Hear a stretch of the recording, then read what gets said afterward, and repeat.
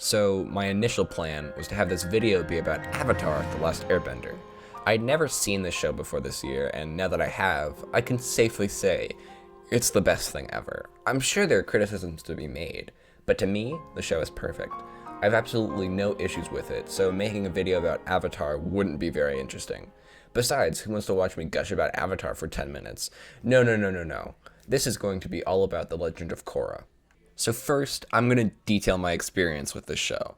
So as I previously said, I watched Avatar for the first time this year. When I finished it, I was stunned at how amazing it really was. I texted my friend saying, "Wow, I loved every bit of this show. Can't wait to watch Korra." And she said, "Go for it, but it's garbage." And I thought, she's probably overreacting. The show can't be that bad. These guys made Avatar. What could possibly be wrong with Korra? That wasn't a good play. I'll say, no kidding. Horrible. You said it. But the effects were decent.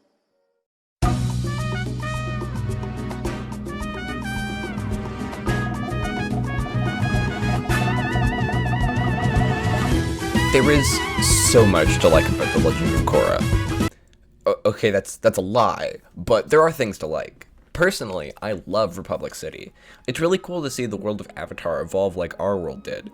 Avatar worked really hard to make its world feel real, and I think Republic City continues with this trend, sort of. But as a whole, the setting of a bustling 1920s city is a lovely location for this story to take place. Character-wise, two really stand out to me, those being Varric and Bolin. They both have such engaging humor and likability that I can't help be sucked up into their shenanigans. The animation, especially in the bending battles, is amazing as expected. And that's about it. Those are the good things Korra did. So let's move on to the actual criticism. Let's do this!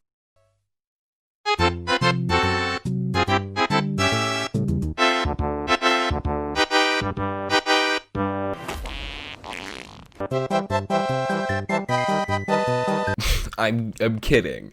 Well, I'm not, but I am. The Legend of Korra, in my honest opinion, is a deeply flawed show. It is plagued by horrible, confusing plot points, uneven characters, and buckets, nay, fucking bathtubs, full of missed potential.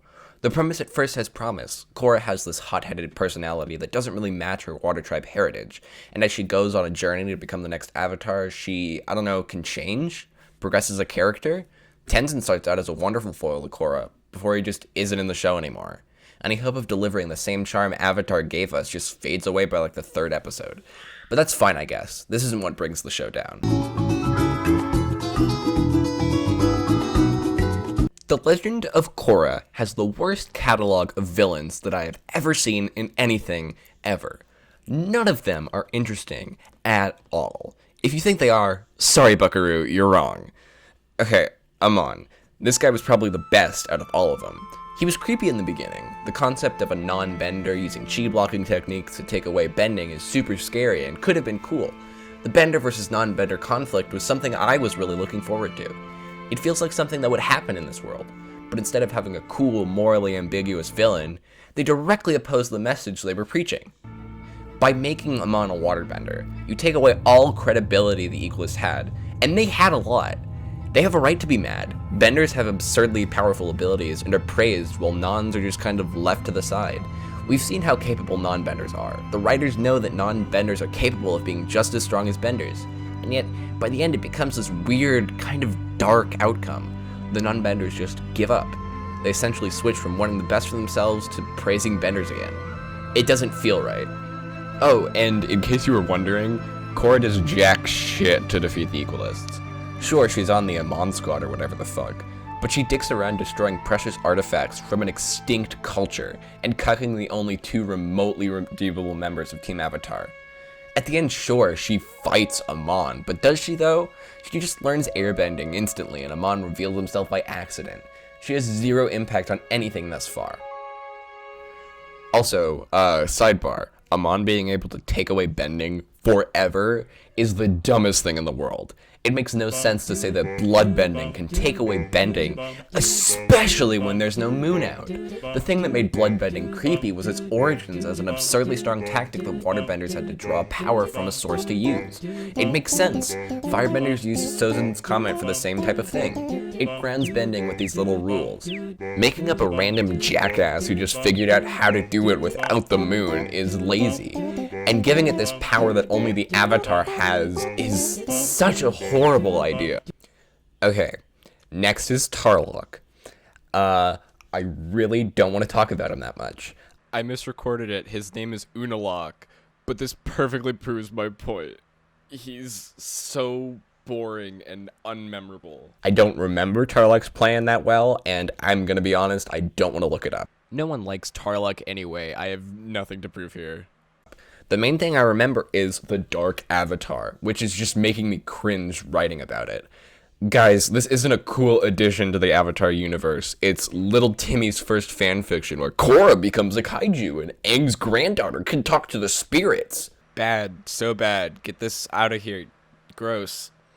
Third is Zahir, and I sort of like him, kinda. Well, I would've. I think that having an anti-team Avatar is a fun concept.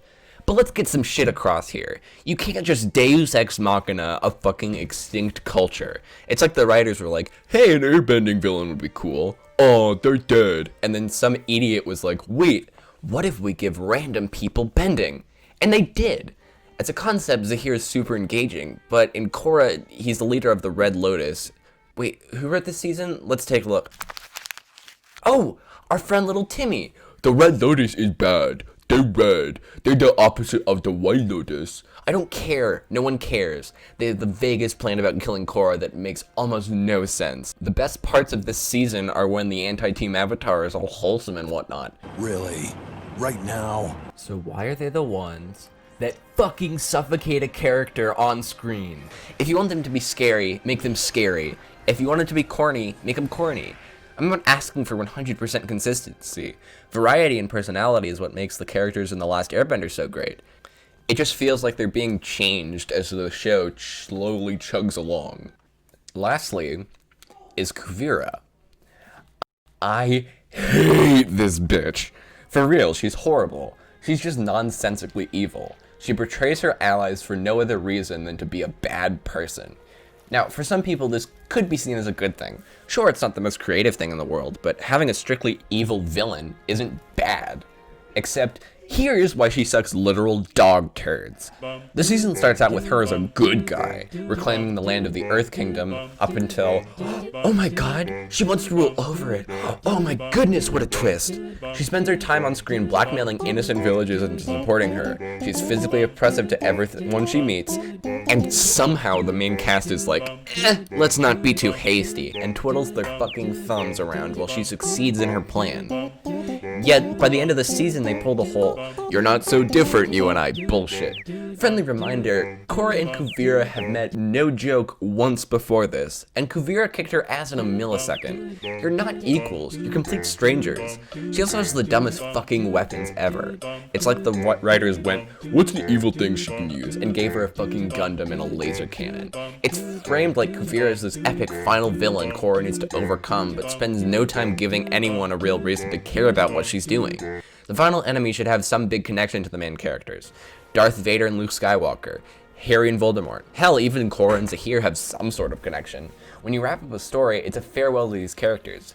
Give them a nice conclusion. Pitting Korra against some random chick just because she's evil feels weird. Okay, so before I continue on to the next big point, I want to address this meme. This image makes me unreasonably concerned for whoever made it. The way it's presented makes it seem like they made a super impressive point. Korra's better than most cartoons. Most cartoons. Okay, so it's better than... Oh, you know what? Maybe they're talking about more recent cartoons. Those things suck. You know, like...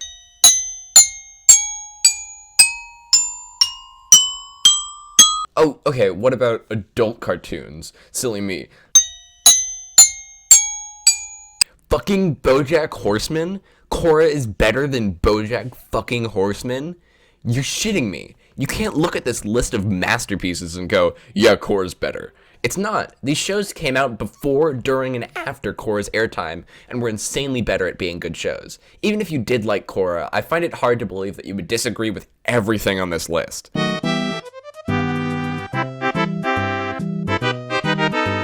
Next up on the chopping block is good old Team Avatar. The group consists of a firebending bad boy, a goofy funny man / earthbender, and a non-bender. Sound familiar? The fucked up part of this is I really only dislike one of them. Bolin, as I mentioned before, is hilarious when he's away from the group. The problem isn't that Bolin is another Sokka, it's the fact that they treat him like Season 1 Sokka. He's pushed away like a stupid burden. He never feels like he's a part of the group besides literally being the best member. Asami seemed really cool, but she does nothing. She's there for seemingly no reason. Oh, her dad invented cars? Cool. What's that? She has a taser glove? Uh-huh. Let's take a look at the final battle against Zahir. Now, if you look very closely, you can actually see Asami for a brief second. Look, see? How about this one? Look at this clip.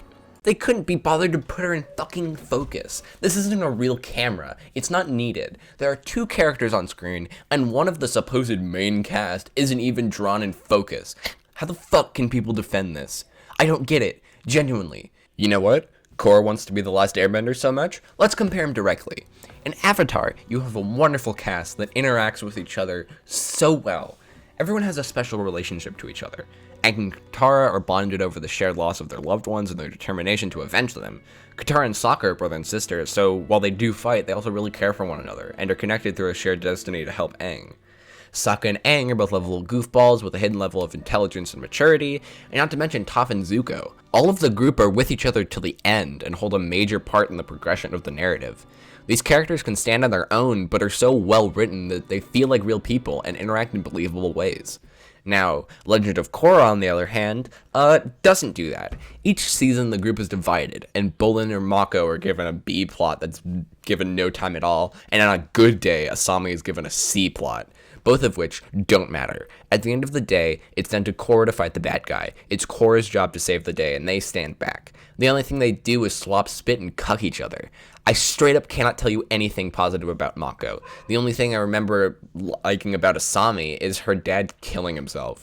And as much as I love Bolin, he's a punching bag to make Korra look cooler. And you know what? I've held off long enough. It's time to get to the heart of the problem.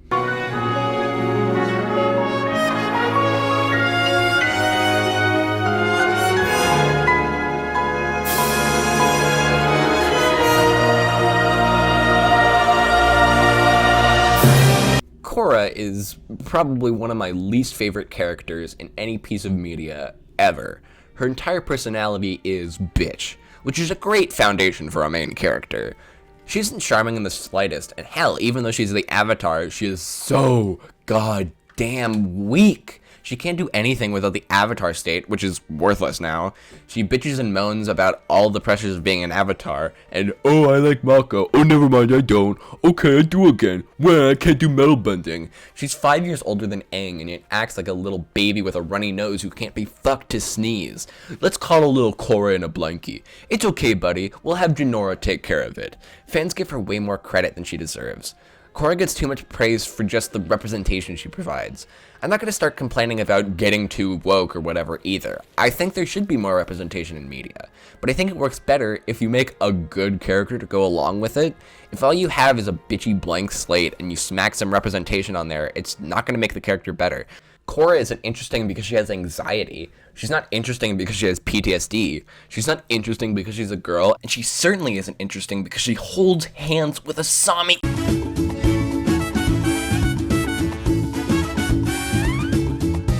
The ending scene of Korra makes me want to shoot myself in the actual face. This is the final episode of your series. Make it count. Give your audience a satisfying ending. Much like everything else in Korra, the finale seems like it was a really rough draft of something cool. So they've saved Republic City for the 4th time. I touched on this earlier, but nothing the characters accomplish feels important. If you blow up the Death Star in every single movie as the climax, it doesn't matter how evil you make it. It's still going to feel pointless. If these guys are dispatching these insanely evil and powerful Villains. every Tuesday, nothing feels important. See, with Avatar, the Fire Lord is looming over the entire series. You know little bits about him here and there, but he ultimately serves as the face of evil for the characters to surpass. So instead, they face little problems, running into Zuko and Azula, goofing around with pirates, helping travelers cross a canyon. It feels reasonable to see these feats get accomplished because they're realistic. That way, by the time you do get to the finale and Aang pulls out the Avatar state and takes away the Fire Lord's bending, it's a satisfying conclusion. And look, I'm aware of the problems that happened during production. I understand that Nickelodeon effectively set Korra up to fail by giving it unreasonable restrictions, but that doesn't mean it's automatically a good show. I get that they weren't able to make Korra who they wanted her to be, but how about instead of moping around and messing up your show, work with the restrictions? To me, more restrictions means you push the boundaries. When you have limited supplies, you're forced to innovate and try new things. But instead, The Legend of Korra was left underwhelming and half-baked. It could have been something really cool, but it ended up being a missed opportunity for greatness. Also, fuck Avatar 1.